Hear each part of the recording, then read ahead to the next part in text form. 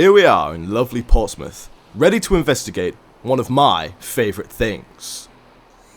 Sand, the perfect analogue for structural deformation.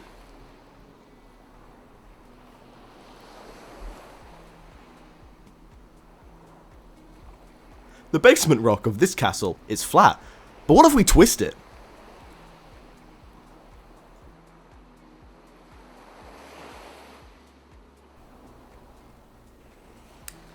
That is the question that we tried to solve in the soils lab. More professionally, does the angle of the basement rock affect the amount of folds in thin-skin deformation?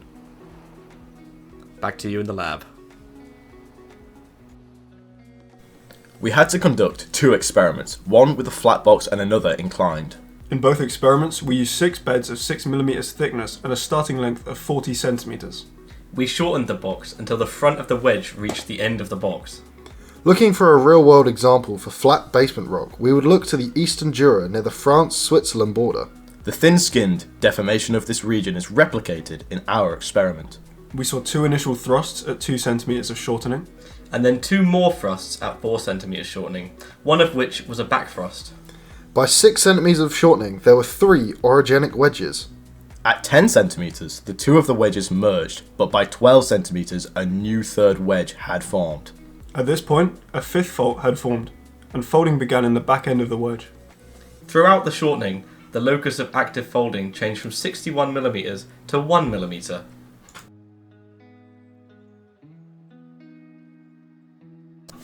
We tilted the box 12 degrees because it was low enough to simulate natural conditions and was achievable in the lab.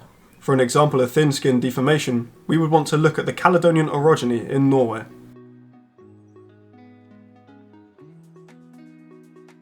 In the first 2 centimeters of shortening, 2 faults and 2 wedges formed. The dip of these faults were instantly steeper than those in the flat experiment. At 4 centimeters, some folding began. This is far sooner than in the flat experiment. At 6 centimeters shortening, a 3rd wedge and fault formed. At 10 centimeters, the first 2 wedges merged together. At 12 centimeters, a second area started to fold. Between 14 and 16 centimeters, another wedge and fault formed, but wedge 2 and 3 merged. The first major difference between the two experiments is the locus of active faulting. In the flat experiment, the locus changed from 61mm to 1mm over the course of 14 centimeters of shortening. However, in the first experiment, the locus changed from 7mm to 0mm by only 6 centimeters shortening. In the flat experiment, 1 extra fault formed, but this was a back thrust. The faults in the tilted experiments are most likely 10 to 15 degrees steeper than those in the flat experiments. The oldest fault in the tilted experiment was 14 degrees steeper than the one in the flat experiment at the end of the shortening. The folding started far sooner in the tilted experiment at 4 centimeters shortening, as opposed to 12 centimeters in the flat experiment. In the tilted experiment, 2 sets of folds formed, and they had a higher angle for the most part. The angle of the top surface stayed the same between both experiments, being between 26 and 42 degrees, with an average of 32 degrees. The wedges were longer in the flat experiment and thicker in the tilted experiment.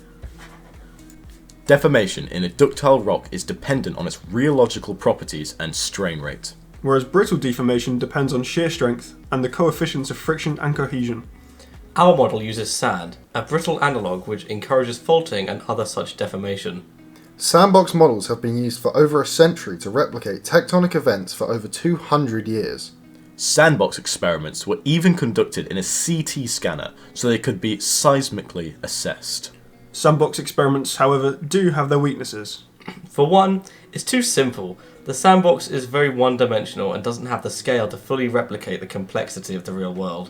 In many origins, thick-skinned and thin-skinned structures both occur, an example of this in the Marion fold and thrust belt of the central Andes. Once the sandbox got more compressed, the lithostatic pressure of the thickened crust was too much for the sandboxes.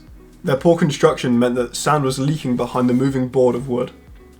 This was more of an issue on the experiment that was tilted, as the pressure of the sand due to gravity had a greater effect. We implemented mitigation strategies such as making sure we had a firm grip of the piece of wood that was being pushed, keeping it straight and moving correctly. However, as previously mentioned, there was human error within the construction of the box, and sand still leaked behind the moving block.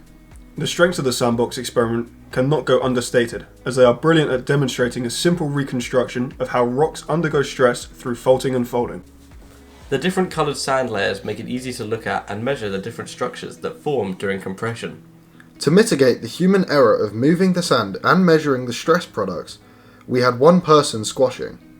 This kept the results similar each time, and we had 2 people on measuring to cross-reference their results.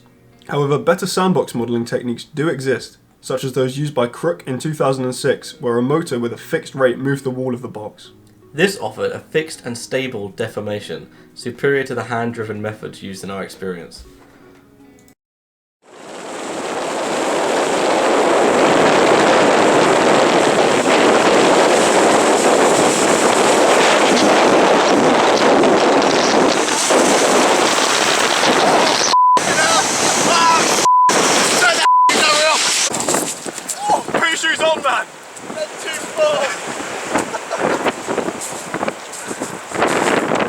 There he goes.